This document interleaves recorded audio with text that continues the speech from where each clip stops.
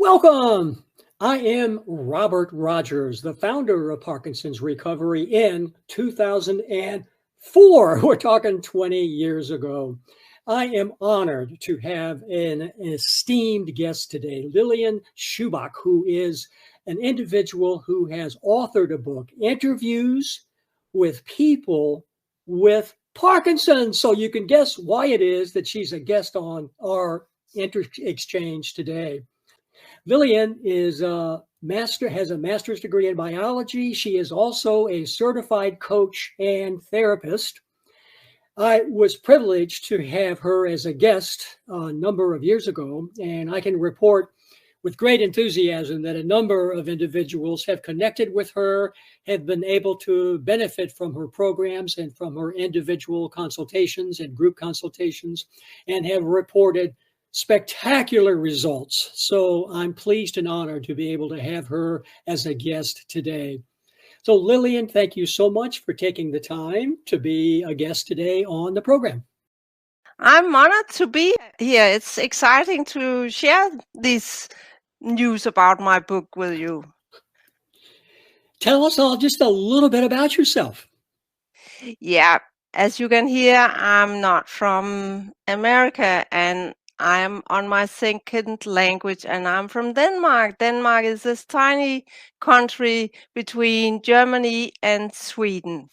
My surname, it's actually from Sweden. We've just talked about that Robert has ancestors in Sweden. So my surname means lake, mountain. So a nice surname I have picked from there. Lilian, again, you are the author of a quite remarkable book, Interviews with People with Parkinson's. The book is based upon the connection between stress and Parkinson's. Could you elaborate on this connection for us? Yeah, here you see the book. Look up your symptoms alongside the word stress, and you will find several articles that explore the relationship between stress and symptoms. This book, in this we go deeper.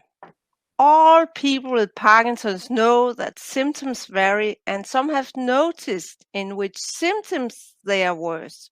For example, when they are out amongst other people or queuing in a shop. In the book, I ask people about this connection and we dig into where and when they experience these peaks in symptoms. In the other dimension I discuss in this book is why Parkinson's are often more stressed than other people. Here I dig into the root of people's stress and we often discover a troublesome childhood. So I asked the readers of this book this question: what if stress plays a lot bigger role than anyone have thought about until now?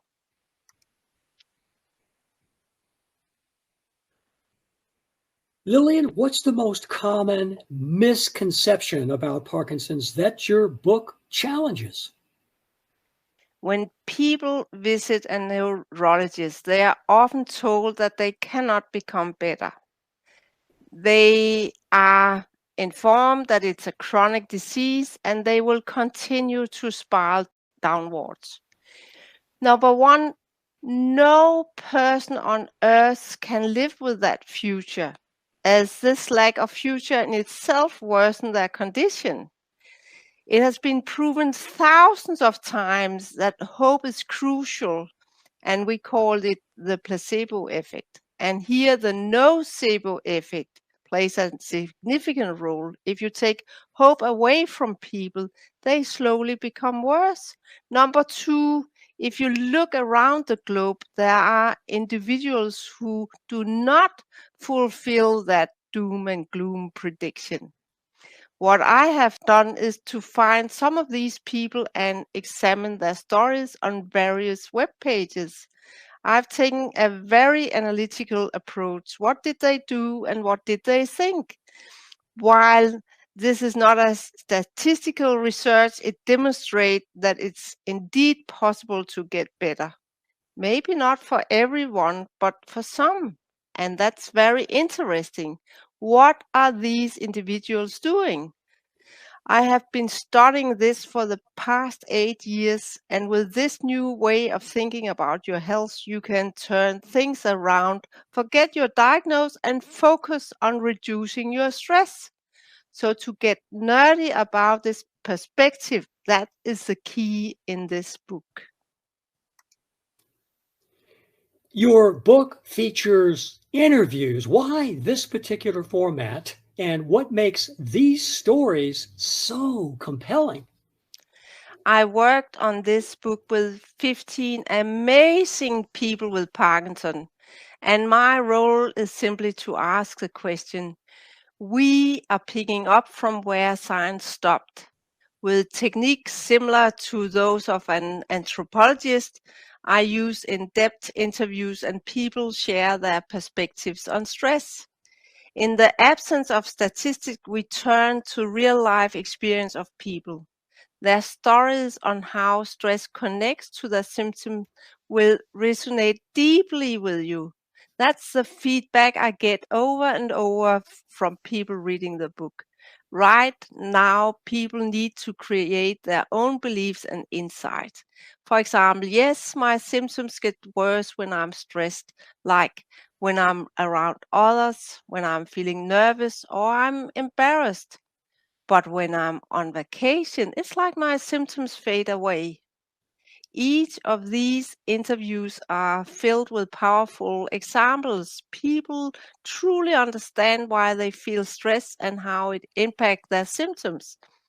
Their experiences show you the struggle in life that it's the foundation of chronic illness. Lilian, what are some practical stress reduction strategies readers can implement after reading your book? In this book, you find a lot of examples on how people are doing.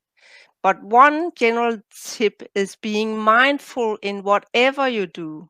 When people delve into their hobbies, their cooking, gardening, being focused on whatever is around you, the symptoms slowly reduce while doing these mindful and calm activities. You get symptomatic when your busy mind is occupied with things not around you. For example, the fear of future. You also hear how removing trauma can help people. The accumulated numbers of traumas and stress in their whole life definitely have an impact. In my online course, you can find 4 strategies of stress reduction and why and how each of them will help you. Many people feel hopeless when diagnosed with Parkinson's disease. How does your book address this? Hope is so important. Hope is the door to a world with fewer symptoms. That's why I have posted for many years on Facebook, in my Facebook group, on YouTube, and recently on a blog called Substack. In the book, you will hear these stories about people's thought and experiences, highlighting how much stress is involved in their daily life. This awareness can help you break the limiting belief around the disease. I do all I can to break the devastating myth by opening up to this simple idea that having stress as a focus is important. It takes dedicated work to reduce a whole long life of stress and trauma. Instead of dwelling of the terrible prediction of doom and gloom that just give you more symptoms. So hope is your start. Without your hope, you will not do anything to help yourself. In the future, I'm pretty sure I will write more books and we will gradually delve into interviews with the guys that improve doing all this. Lilian, please share with us all a brief, inspiring story from one of your interviewees. I want to share a story about a man called Greg. He was diagnosed under Parkinson, and he refused to accept the narrative that came with the diagnosis. Deep down, he felt that there was something more, something different going on within him. Driven by this instinct, he searched online and found first Gary Sharp and then my community. As he began to explore the idea that stress played a huge role in his life, he started to reflect on his own journey, a journey filled with significant traumas and stressors. His relationship with his wife was stalling, and his confidence has taken a hard hit due to the Parkinson diagnosis. His doubt in himself was so profound that he started building a tiny house so he in the future could live separately from his wife. But during the process of installing hope in my community, something beautiful happened. He found the courage to open up and communicate with his wife again. He discovered the power to address the issues together. In doing so, not only he found the path to a better health, but he also found the love in his marriage again. This is a reminder that healing isn't just about you, it's about your whole family. What makes your book essential reading for everyone, not just individuals who are currently diagnosed with Parkinson's disease? Everybody on earth is in risk of getting stressed, and most have several traumas from a long life. Why, can you ask? Because stress is actually a natural reaction on what's going on around you.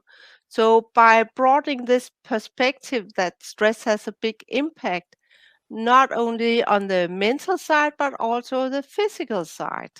We know it from the language, for example, the idioms that you can be frozen in fear and trembling like an aspen tree.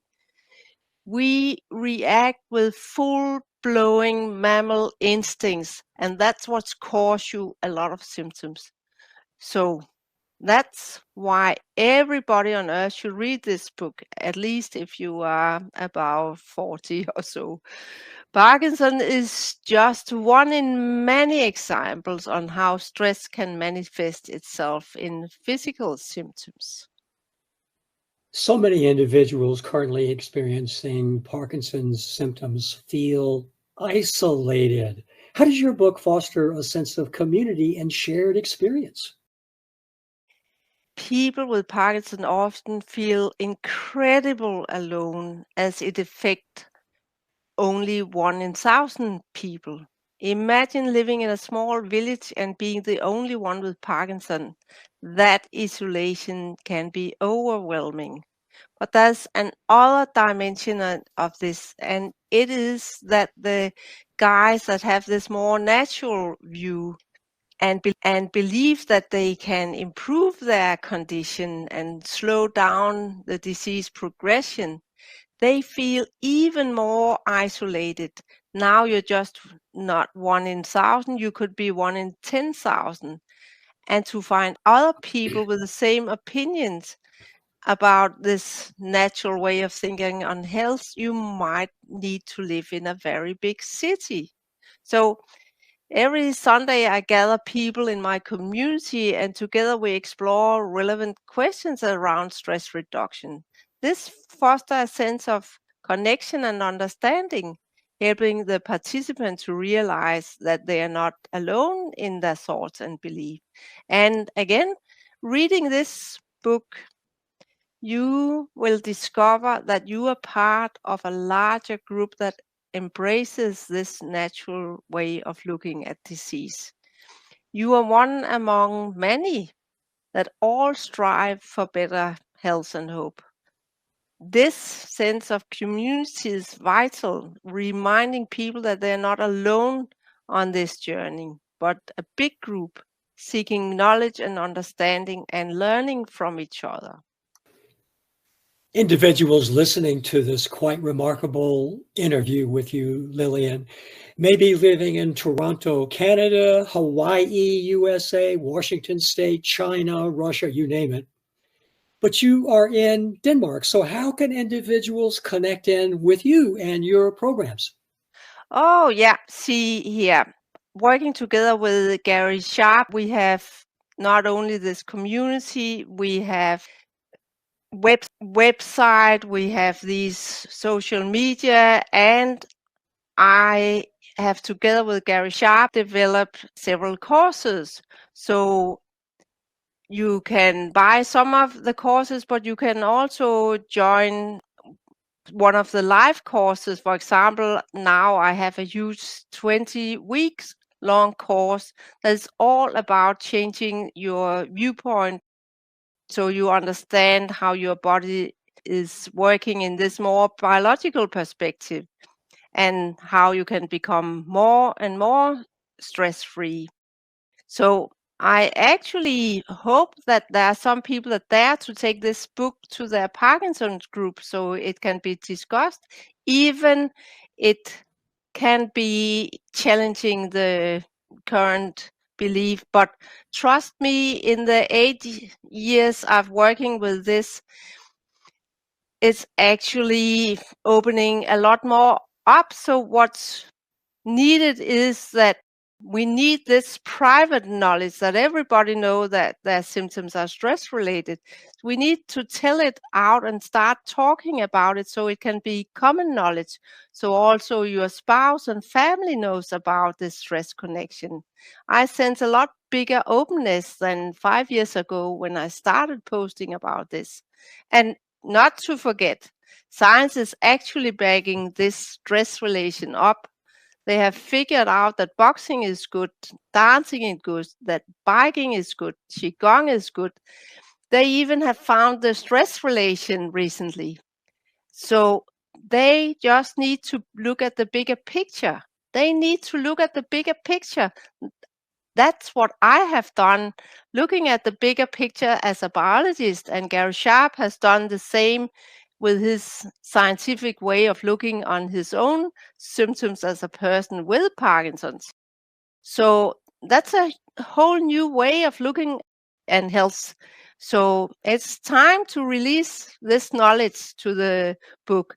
So if anyone wants to interview me or have a speech online, feel free to write to me and please connect to my community. I would like to see all of you there. Comes with a small fee because unfortunately we are not supported until now. But that's one more thing. Please, when you look at the book, look at the amazing reviews you can find on Amazon from all the people that like the book, and one even call it a game changer. I'm very happy. It's actually a person that came to me from your interview that has called it a game changer. Lilian, would you please hold up your book once again and tell people how they can get it? Yeah, this book, it's on Amazon where you can search my name, or you can just search for interview with people with Parkinson. That's easy to remember. And the subline headline is the shortcut to hope and healing, because hope it's what needs to change the belief, and the shortcut it's to stepping on the shoulder on Gary Sharp and me with the 8 years of knowledge we have collected. As individuals who have watched this inspirational presentation by you, Lilian, 1 week from now, are reflecting back on the content of what you just discussed, what would you like them to most remember? Number one is, of course, this hope that we need to break from the old belief that you can do nothing to the new belief there's a lot of things to do. And I'm pretty sure, Robert, that your whole career have pushed for all these more natural and alternative views, and you can say this is just one step further in what all the things you are doing. We have all collecting all this knowledge, and now it's slowly coming forward, and even science is backing it up. Not as a whole, but if you look up each a little dimension about this, that all the sports and hobby work is working, that it's stress related, and that trauma have an impact. So the only thing we need a study about that is we are mammals, but we all know that, and just change the view upon these. All the animal videos we have seen as a child, we have seen it. It's just to say we are actually the mammals with all these instincts. So it should be pretty easy to break the beliefs and get all the hope. That's why I call everything I do with something with hope. Why do anything if there's no hope? So now the hope is ready to be brought to the surface again. Lilian, thank you so much for taking the time to give this quite remarkable presentation to individuals. You have inspired many, many thousands with the work that you do. So thanks so much for taking the time to be a guest on the program today. And thank you a lot for having me here and all the other guys that have helped collecting all this knowledge. It's an honor and a privilege. Know that by virtue of the fact that you have taken the time to watch and listen to this inspirational presentation by Lilian, that you indeed are traveling down the road to recovery successfully using your own good instincts and intuition.